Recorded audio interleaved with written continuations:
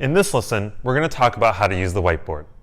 The whiteboard is an important part of your interview process, and I generally recommend using the whiteboard whenever you have access to one.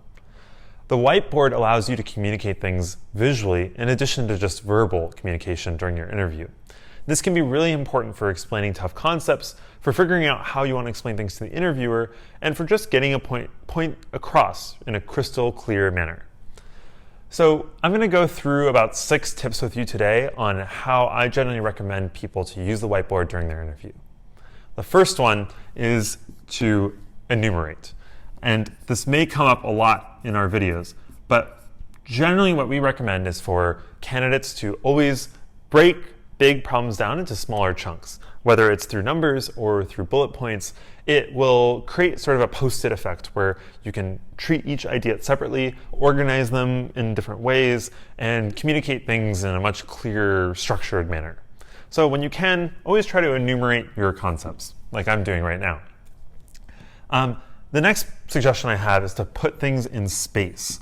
And so what I mean by that is with a whiteboard, you can actually write things in different spots on the whiteboard. And so, for example, if you wanted to treat 2 concepts differently, you can put them physically apart from each other. And this is actually really helpful because you can actually point to different concepts as you talk through them to make your point even clearer. So, for example, if I was saying this is the point 1 that I want to make, but for point 2, I want to make this point, I can sort of put my physical hand where the point is and guide the interviewer along of where I'm thinking about things. I think that's a really helpful tool to sort of organize thoughts visually in physical space. The other piece of advice I have is always to emphasize takeaways or key points that you want the interviewer to come away with. So if you have a thesis for your product or you have like a main conclusion that you draw, make sure you star it, emphasize it, circle it even, put a lot of emphasis on it so that it is treated sort of like a North Star for the exercise that you're doing. There are a lot of cases or types of problems that have different aspects of takeaways, whether it's the product vision of the whole product or whether it's the North Star metric for the A/B test that you're designing. But just make sure that you're always emphasizing these key takeaways or these key aspects that you want the interviewer to come away with if they had to come away with only one thing. I recommend having a little note section on your whiteboard where you can jot down some notes. So let's say as I'm talking, I think of, oh, that's a good idea. So I write down a little idea over there. I make a little note here. Treat this as sort of your playground and your little brainstorm space on the whiteboard where you can put down some ideas, put down some concepts, and you don't necessarily have to communicate them to the interviewer. You can actually just save them for later when you need to bring them up during some other point. So perhaps later on you might need to answer something about trade-offs, and perhaps when you went through the exercise, you thought of a couple trade-offs already, and then you loop them into your interview at the end of the interview answer when it's in a more appropriate time to bring those up. This is especially effective for people who happen to think of a lot of ideas at the same time and have trouble rambling or going on and on about ideas.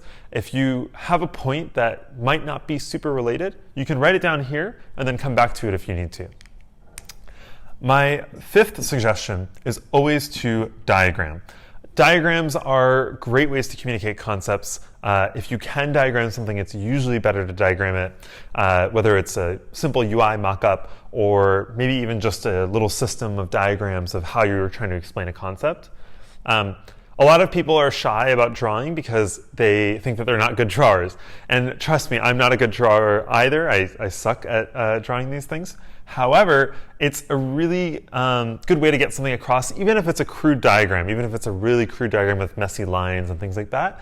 The point of that is to get the concept across. It's not to make it look beautiful or make it look the way that it would actually look when it was launched.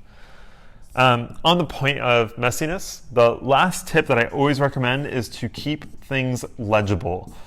If you write chicken scratch on the whiteboard, it kind of ruins the whole point of whiteboarding.